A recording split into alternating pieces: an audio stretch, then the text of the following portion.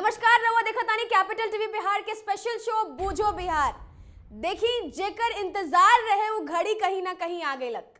सबके नजर का पर टिकल रहे, लोकसभा चुनाव पर टिकल रहे। लोकसभा चुनाव 2024 माने इतना माथा पेची रहे कि अब माथा पेची और जो दर्द रहे कहीं ना कहीं धीरे धीरे कम होता, कहे कि चुनाव के घोषणा आगे लग, तारीख आगे लग। अब देखी एगो पेच फसल रहे सीट बंटवारा के, तब जन सीट बंटवारा के पेच रहे उहो क्लियर हो गेलक।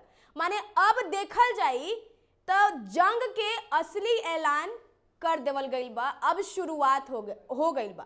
माने अब बिहार के सियासत, पूरा देश के सियासत अब उफान पर बा। अब सबके सीट के बंटवारा हो गेलक। अब के कहां से कितना सीट ली, कैसे लड़ी, का लड़ी, इस सब तय हो गेलक। माने देखल जाई तो सबके नजर टिकल रहे कि आखिर चुनाव में का होखे वाला बा। और सबसे बड़ा बात बा कि बार 7 चरण में चुनाव होगा था। इहो एगो बहुत बड़ा बात बा कि हर बार तो माने इतना लंबा ना खिंचात रहे, लेकिन इस बार 2024 के लोकसभा नजर जितना टिकल रहे उतने माने खास हो गई बा, उतने ज्यादा एकरा बढ़ा देवल गई बा। तो देखिए एनडीए के सीट के बंटवारा हो गई बा, मतलब कि अब सिलेक्शन हो गई बा कि के कहां से लड़ी और केकरा कौन सीट खाते में आइल बा। चलिए एकरे पर बातचीत करल जाई। देखी रउरा सबनी से छुपल तो नहीं खे चाचा भतीजा के लड़ाई कितना दिन से चलत रहे, कहां से लड़िए, के लड़ी है, कितना उनका सीट आई, कितना उनका सीट आई। लेकिन अभी सीट वाला जो मामला बा वो क्लियर हो गई बा। माने अब लड़ाई करे के जो लक्षण रहे वो खत्म हो गए बा। अब तो सब साफ नू, कैसे साफ वो बताओ तनी। देखिए चाचा भतीजा में चाचा कहतरन कि हम एजा से लड़म, भतीजा कहतरन कि हम ओइजे से लड़म। जौन तकरार चलत रहे वो तकरार खत्म हो गई बा। माने चाचा देखत रह गइलन, अब भतीजा बाजी मार के ले गइले।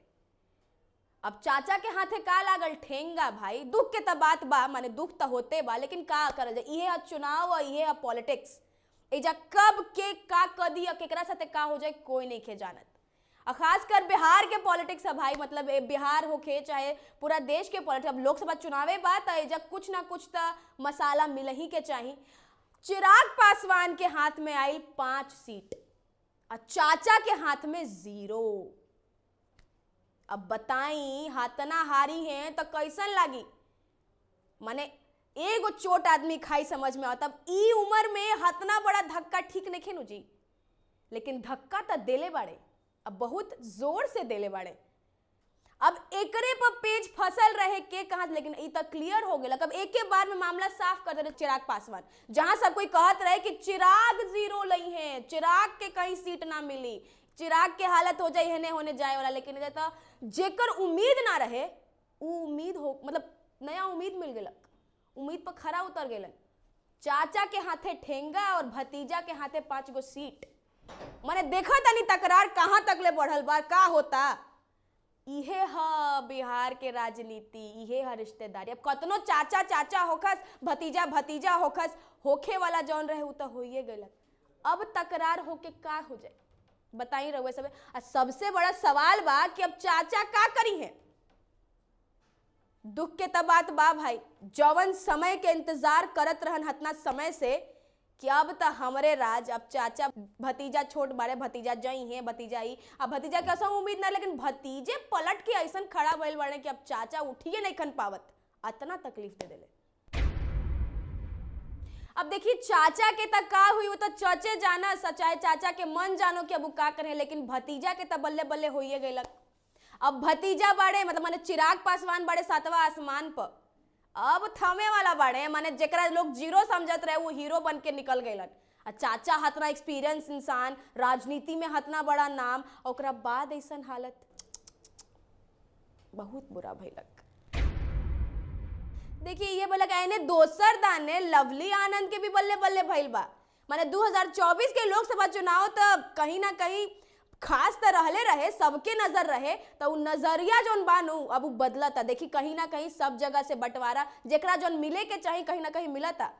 लवली आनंद के बल्ले बल्ले हो गए। माने जवन उनकर बेटा बलिदान देले रहन, कुर्बानी कैलन, मतलब फेर बदल जौन कैलन, जानते मानी रवा सबने, अब का डिटेल में जाइल जाओ। जौन फेर बदल कैलन उ फेर बदल के जौन फल बा उ मिलल, माँ के मिलल उनकर। अब ई तो साफ हो गई बा कि लवली आनंद शिवहर से अब चुनाव लड़िए। ई त कहीं ना कहीं खुशी के बात बा, बेटों के जौन मेहनत रहे सफल हो गेलक।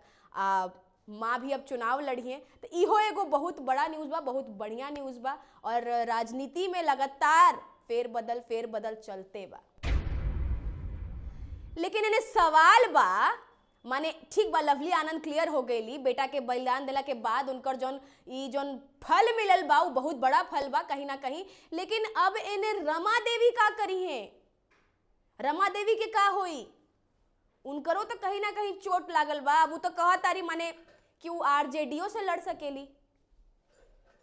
देखी कहनी नू कि बदलाव तो होते रही, सियासत है। अब वो कहा तारी कि कुछ ना मिली तो हम आरजेडी से भी लड़ सकीला।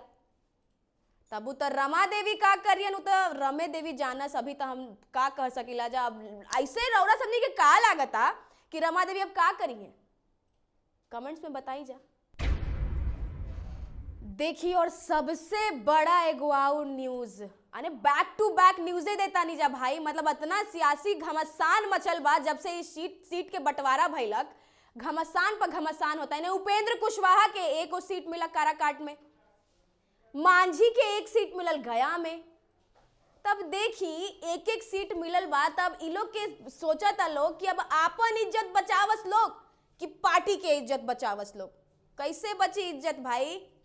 ये तो वह बात अगर प्रतिष्ठा में प्राण गंवाई है कहीं ना कहीं। न तो पार्टी बदली है, न तो पार्टी से जई है।